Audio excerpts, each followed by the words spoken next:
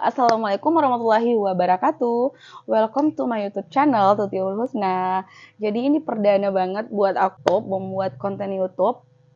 Semoga saya akan bisa menjadi lebih konsisten lagi ke depannya, karena sebelumnya saya sudah membuat konten YouTube juga, namun ada sedikit kendala atau masalah sehingga saya tidak meneruskan pembuatan konten YouTube saya. Jadi di video kali ini saya akan membahas tentang pengisian buku KIA-nya. Nah, kebanyakan nih pada para ibu-ibu balita ataupun khususnya ibu-ibu kader yang belum mengetahui tentang cara pengisian buku KIA-nya atau memplotting buku KIA atau KMS-nya. Jadi terkadang kalau misalkan si balitanya salah dalam pengisian buku KIA-nya, otomatis nih penimbangan atau tumbuh kembang si balitanya juga bermasalah. Jadi, maka dari itu saya akan membahas sedikit atau mengulas tentang pengisian buku KIA-nya. Jadi kita langsung saja ya. Nah, di sini saya sudah memegang buku KIA yang baru yang terbit di 2020. Nah, di sini sudah ada buku KIA untuk ibu hamilnya. Jadi pada saat ibu hamil otomatis kita sudah diberikan buku KIA-nya. Di baliknya ini untuk si balitanya. Jadi pertama-tama yang harus kita ketahui dalam pengisian buku KIA-nya si balita yaitu untuk mengisi identitasnya terlebih dahulu. Jadi gunanya apa? Untuk kita lebih mengetahui nih siapa nama balitanya. Jadi dalam posyandu itu ada banyak banget balita. Ada banyak balita yang akan ditimbang setiap bulannya. Jadi ketika tidak diisi identitas di buku KIA-nya, otomatis kita kebingungan cara mengetahui dan cari siapa nih buku KIA ini. Terus yang kedua itu kita tentukan. Nah, karena kita sudah tahu nih jenis kelaminnya, karena di dalam buku KMS ini terdapat ada dua. Jadi ini yang untuk pink, untuk si perempuannya. Terus untuk yang warna biru ini untuk laki-lakinya. Jadi kita lebih tahu nih. Nah, ini kita lihatnya di buku KMS untuk warna pinknya. Terus langkah ketiga ini terlebih dahulu menulis lagi namanya, nama si balitanya. Jadi memang kebanyakan nih ibu-ibu kader yang yang hal-hal sepele seperti ini tapi sangat berdampak ke negatif, yang berdampak lebih besarnya. Dia tidak tahu, dia jarang sekali untuk menulis nama si balitanya. Nah, sering sekali saya setiap kali kunjungan, saya selalu menekankan bahwa ketika ada balita baru, harusnya itu diisi di identitasnya di sini. Memang sih hal-hal sepele, tapi akan berdampak lebih besar ketika tidak diisi. Nah, terus ini ada nama posyandunya. Nama posyandu di sini. Misalkan nama posyandunya Sentosa. Nah, kemudian biasanya kalau saya mengisi buku KIA seperti ini misalkan Sentosa. Sentosa ditulis di sini. Terus kemudian biasanya kalau saya lagi kunjungan posyandu, saya selalu menulis di sini tanggal lahir si balitanya. Gunanya biar kita lebih tahu lagi bahwa oh ini tanggal lahir si balita tanggal sekian. Nah, terus langkah berikutnya yang keempat. Nah, di sini ada umur berat badan lahirnya. Jadi di sini ada 0 sampai 24 bulan, maksudnya 0 sampai 2 tahun. Nah, sebaliknya itu dia 24 sampai 60 bulan. Kemudian di sini ada umur bulan. Jadi ketika sudah ditimbang sama ibu kadernya, kita harus mengisi nih di sini penimbangannya.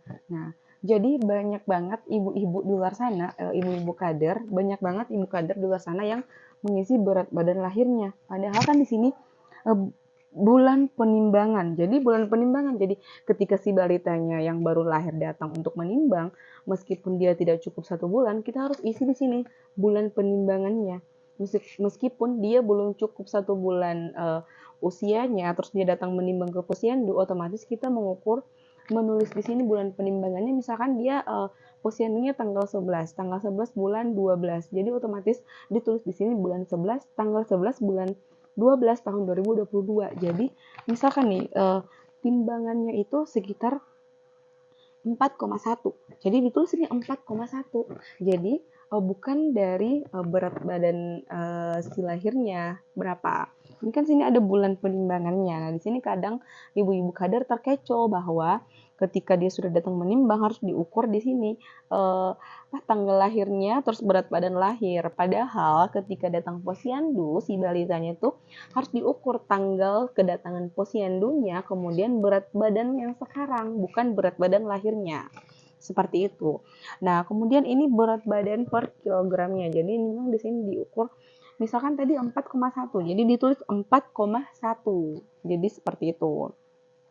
Kemudian di sini ada KBM dalam kurung gram. Nah, KBM di sini maksudnya di sini kenaikan berat badan minimal. Jadi, kenaikan berat badan minimal. Jadi misalkan nih 4,1. Nah, bulan berikutnya dia datang menimbang lagi di tanggal 11, di situ 4,8. Jadi otomatis menurut KBM-nya dia tidak naik karena di sini menurut KBM-nya dia naik 800 gram. Jadi otomatis dia tidak naik di menurut KBM-nya, menurut KMS ini, karena dia 4,8. Nah, harusnya dia naik itu 4,9 atau 5 atau lebih ya, seperti itu ya.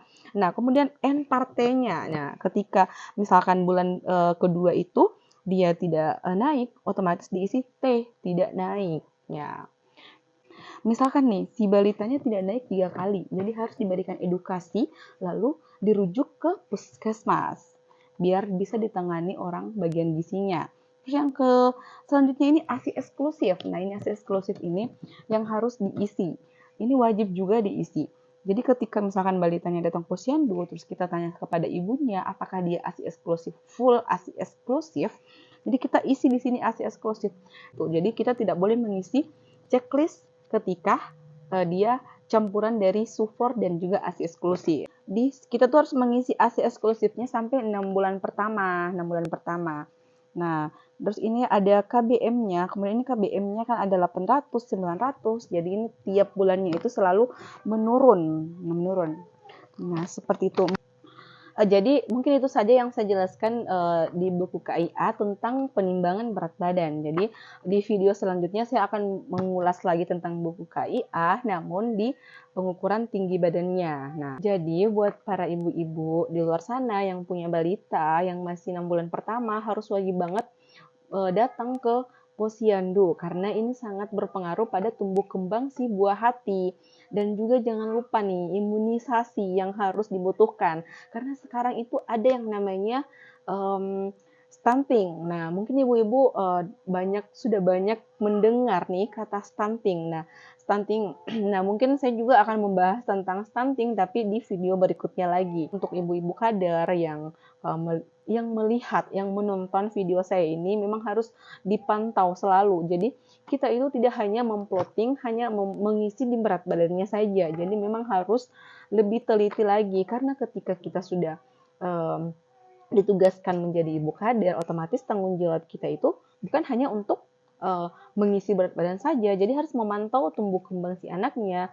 Misalkan dia 3 kali tidak naik berat badannya, jadi otomatis kita harus lebih fokus ke anak tersebut, harus beri edukasi kepada ibu balitanya, pola asuhnya, terus pola makannya seperti apa. Apalagi di 6 bulan pertama nih, 6 bulan pertama ketika anak sudah tidak naik 3 kali, nah itu sangat memang di situ harus waspada dan memang harus diberikan rujukan ke puskesmas. Jadi seperti itu ya.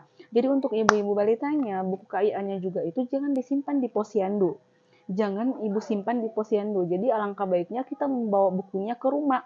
Nah, ketika ada waktu senggang, ibu balitanya itu harus membaca karena di dalam buku KIA itu ada banyak manfaat. 1000 manfaat di dalam buku KIA tersebut. Jadi gunanya apa? Gunanya kita bisa memantau ibu nih.